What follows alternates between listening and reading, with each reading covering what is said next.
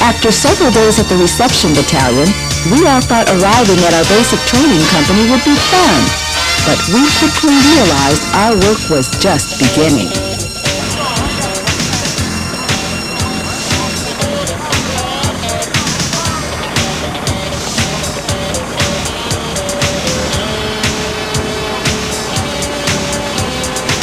We knew basic training would be tough, but with the help of our buddies, we knew we could make it through the 8 weeks of training.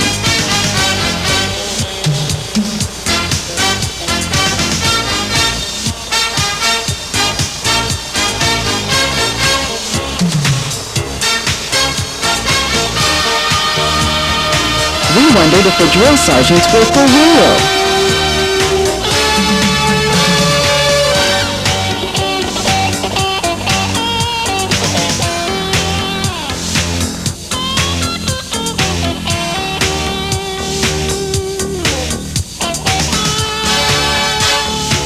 Once we were in the company, there was no question in our minds who was in charge. Our drill sergeants really kept us in line.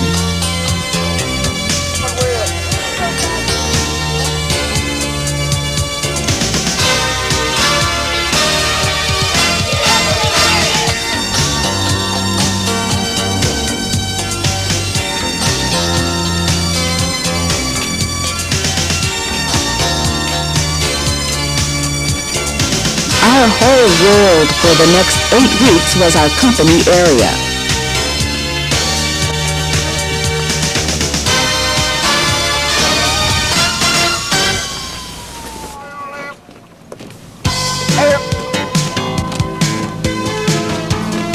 Drill and ceremony was the first step in our Army training.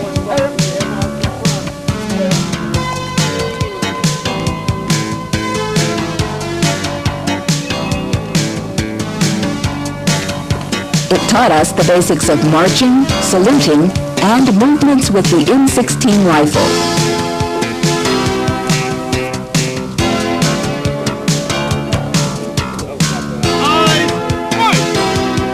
Good thing the rifles were not loaded.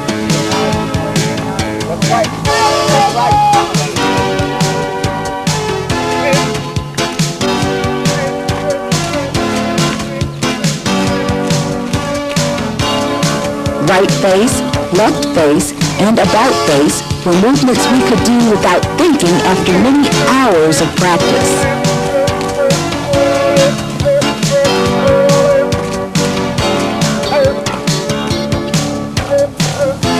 Learning the rifle movements was much more difficult than marching.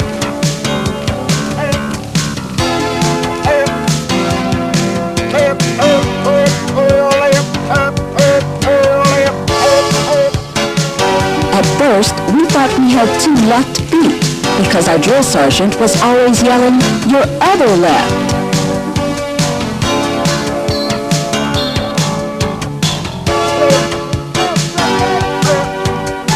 We practiced marching with column right, column left, and counter columns so many times we thought we would never make a mistake again.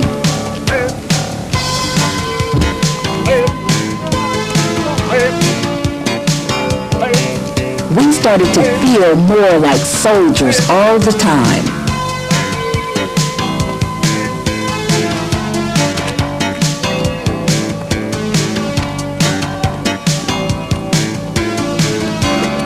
Standing tall and looking good. We ought to be in Hollywood.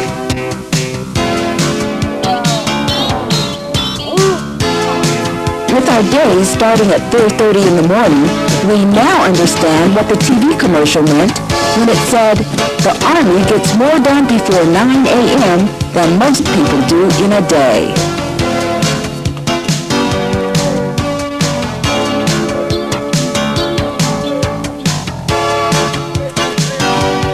It was exciting for us to be a part of the drill competition to see which platoon marched the best. We just knew our platoon would win.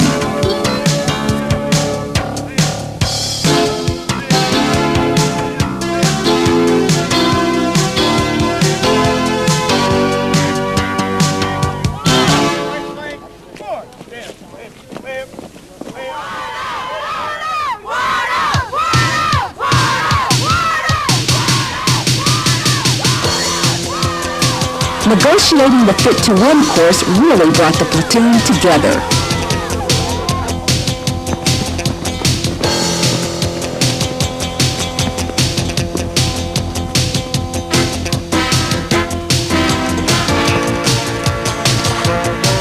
We tried our best to run the 400-meter course in record time.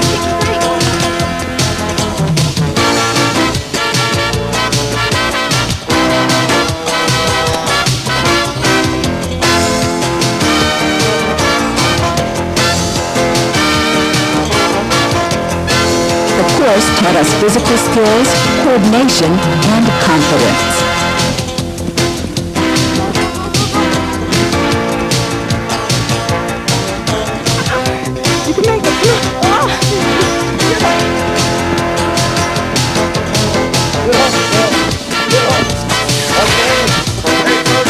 We learned quickly how to overcome the many obstacles on the course: low crawl, under wires, climbing, high step, and cliff jumping.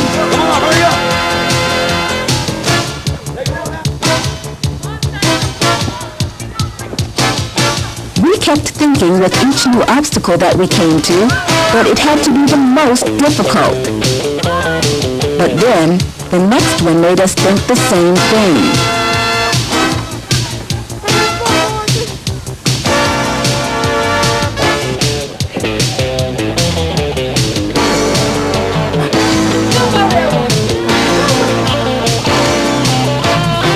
Each obstacle presented a new challenge, but the course was exciting.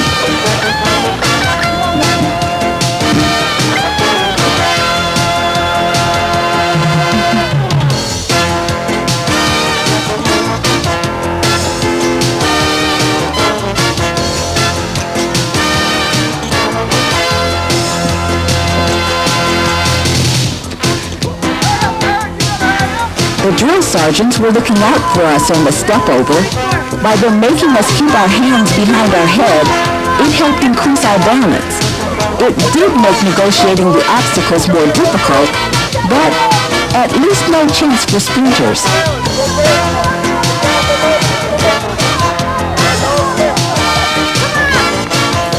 We were all exhausted after Fit to Win.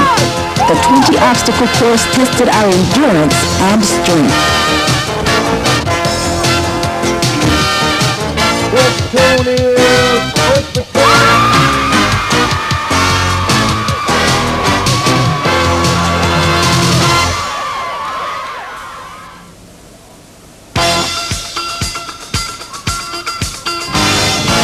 We were all scared at Victory Tower, but we would not let our drill sergeant see that.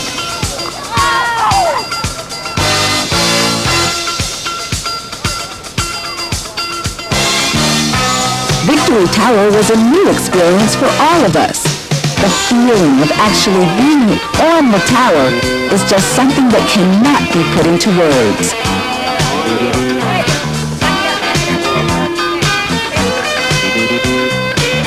Victory Tower taught us confidence, aggressiveness, and teamwork. We negotiated up a 3-rope bridge that was 25 feet above the ground. Then slid down a 1-rope bridge, climbed up again on a 2-rope bridge, and climbed back down on a cargo net.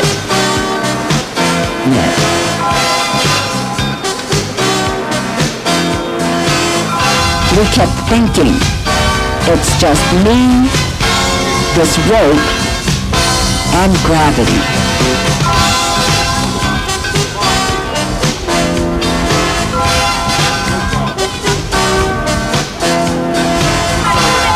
With each step, we were getting closer to the finish. We were anxious to be through with this event. Down, there you go, Bird. Look up here, Bird. The phrase, "be all you can be," came to mind many times during this phase of the training. Once we got the feel of the ropes and balancing, it really was not too bad. And the safety nets helped to eliminate many of the fears.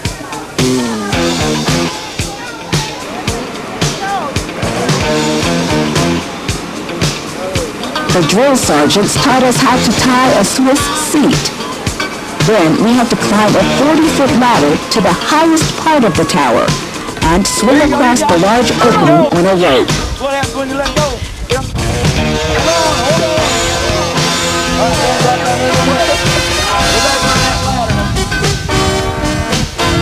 Going up the tower was easy. Coming down was the real challenge. The drill sergeants hooked up the rappelling ropes to the Swiss seat, and then we rappelled down a 40-foot wall.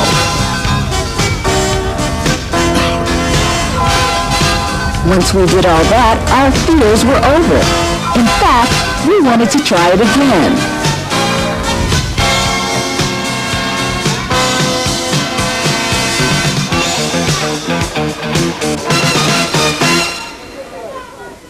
Just seal.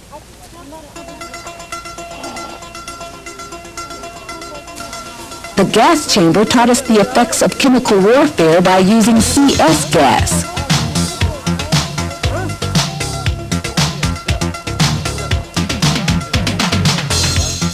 The 2 minutes we had to stay in the chamber with the N17A1 protective mask on seemed more like 2 hours.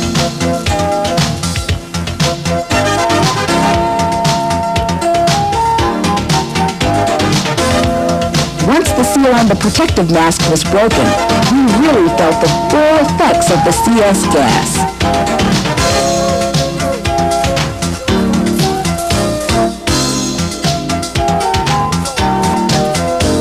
The gas was only supposed to make us cry, but the effects were a lot worse.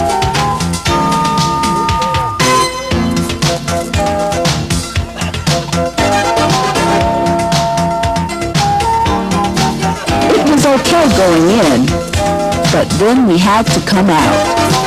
We were glad we only had to go through this once in basic training.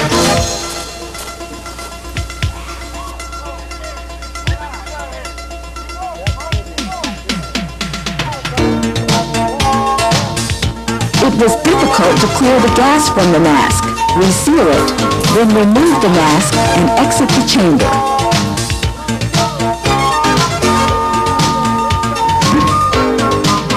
Even the drill sergeants in the area could feel the effect of the gas when the chamber doors opened.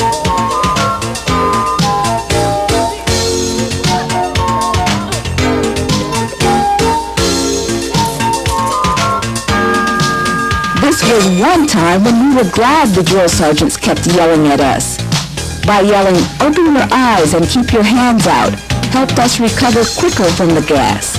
They knew if we rubbed our eyes, they would burn even worse.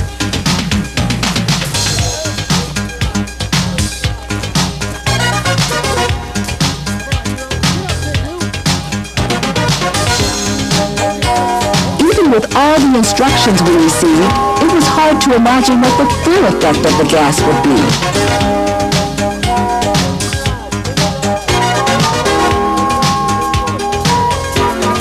The smell of the gas is an odor none of us will ever forget.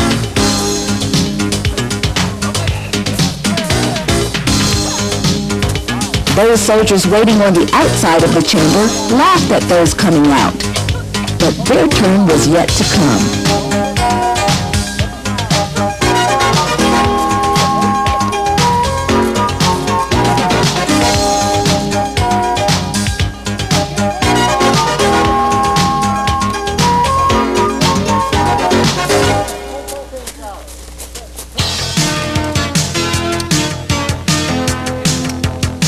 Shooting the M16 rifle in full combat gear was difficult.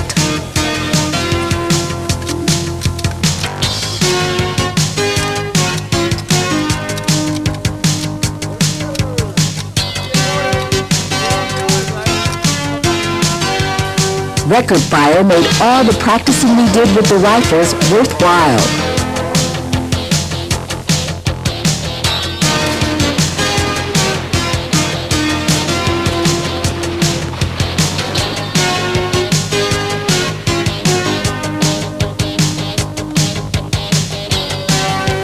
I really wanted to be a Hawkeye and hit all 40 targets.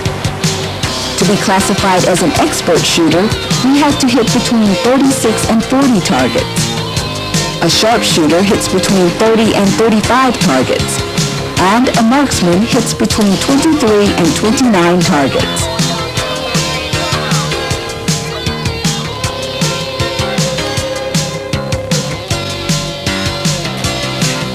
The 40 rounds were shot from distances of 50 to 300 meters. 20 were shot from a foxhole, and 20 from the prone position.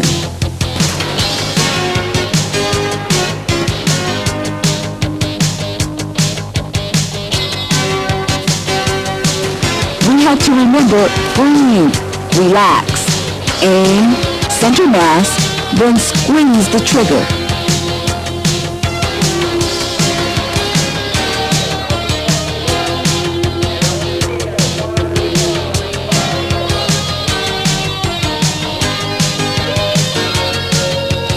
After basic rifle marksmanship, we understood the difference between a gun and a weapon.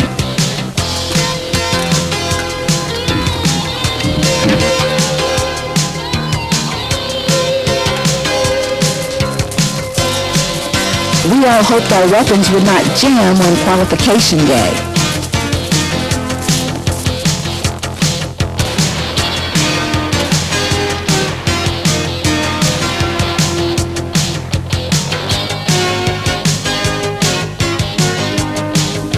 Getting the qualification badges really made our training worthwhile and put us one step closer to graduation.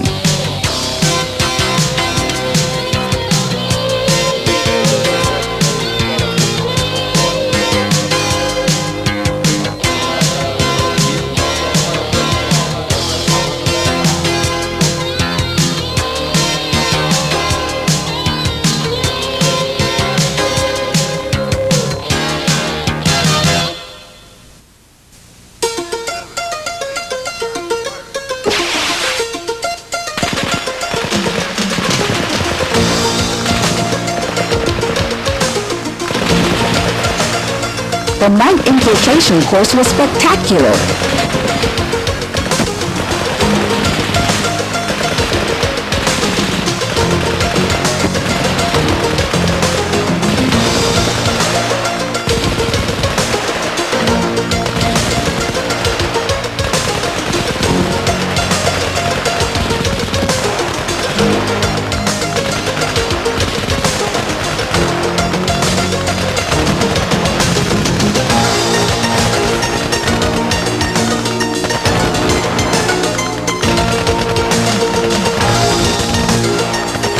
Live ammunition was going off within 5 feet of us while we maneuvered the 200-meter obstacle course.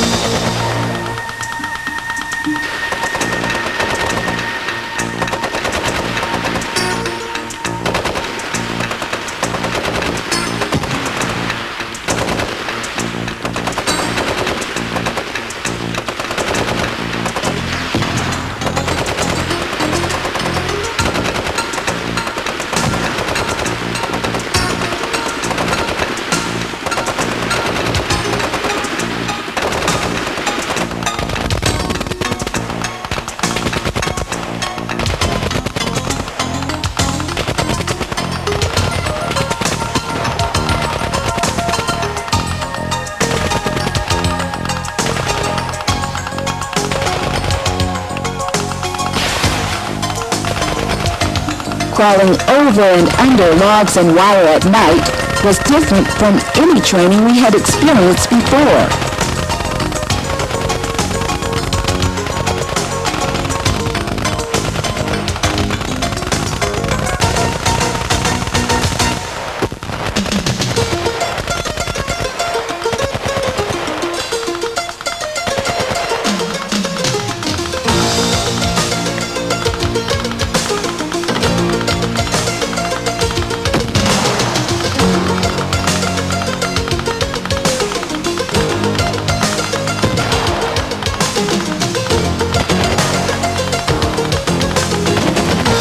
The overhead machine gun fire made us really feel like we were in combat.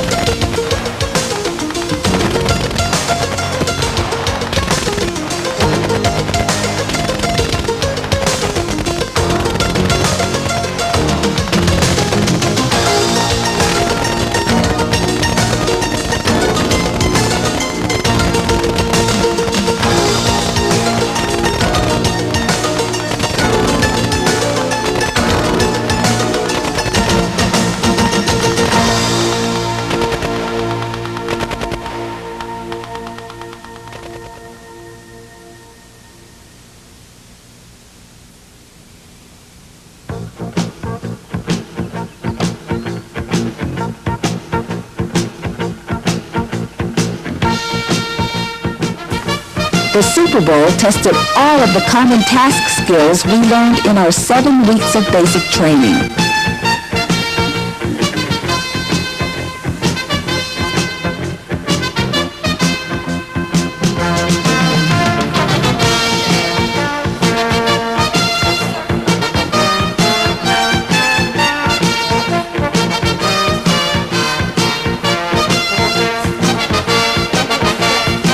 There was a lot of information to remember.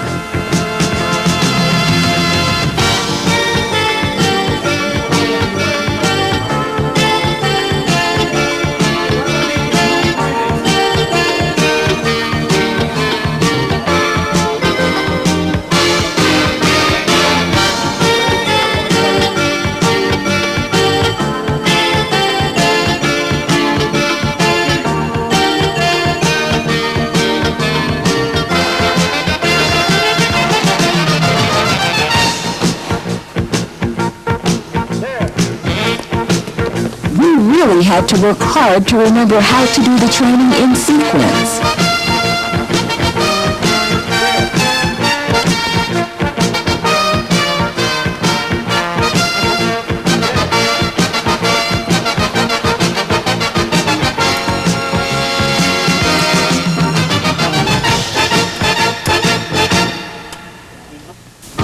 Setting up the Claymore mine made us feel like we were stars in a James Bond movie.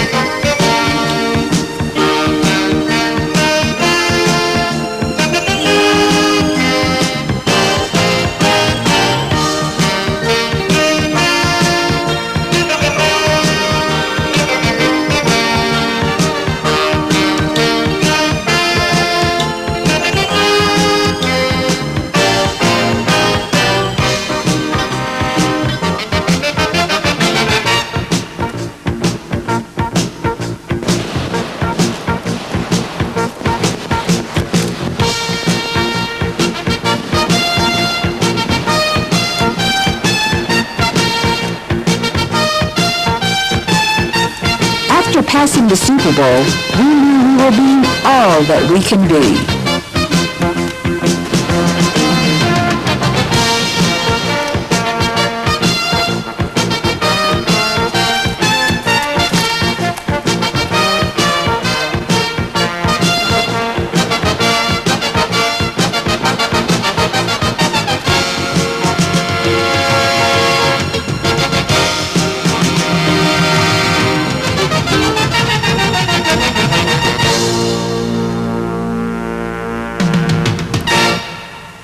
Lane 4.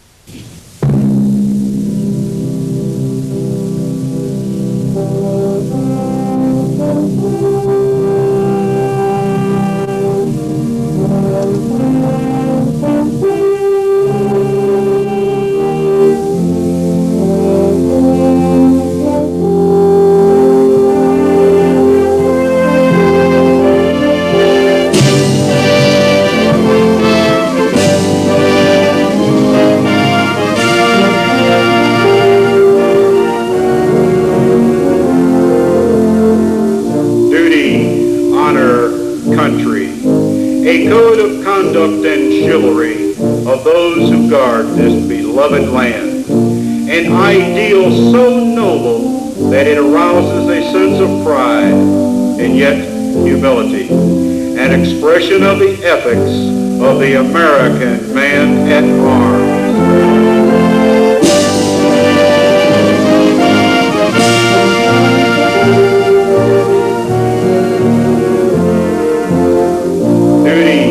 Honor, country. Those 3 words build courage when courage seems to fail. Regain faith when there seems to be little cause for faith. Create hope when hope seems forlorn. The American man at arms above all other people prays for peace, for he must suffer and bear the deepest wounds and scars of war.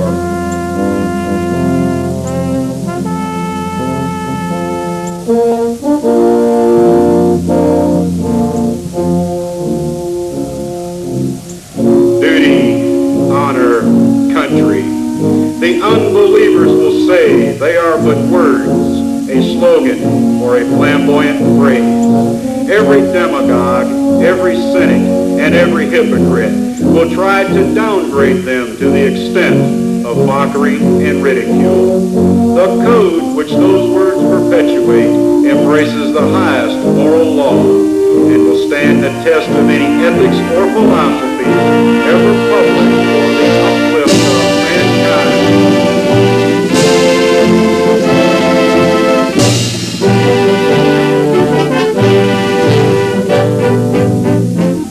Around 1,000 campfires on 100 battlefields, listening for the witching melody of faint bugles blowing reveille. Far off drums beating the long roll. This is the story of the American man at arms. His name and fame are the birthright of every American citizen. In his youth and strength, his love and loyalty, he gave all that mortality can give. He has never failed us. If were he to do so, a million ghosts in olive drab, in brown khaki, in blue and gray, would rise from their white crosses, thundering those magic words: duty, honor, country.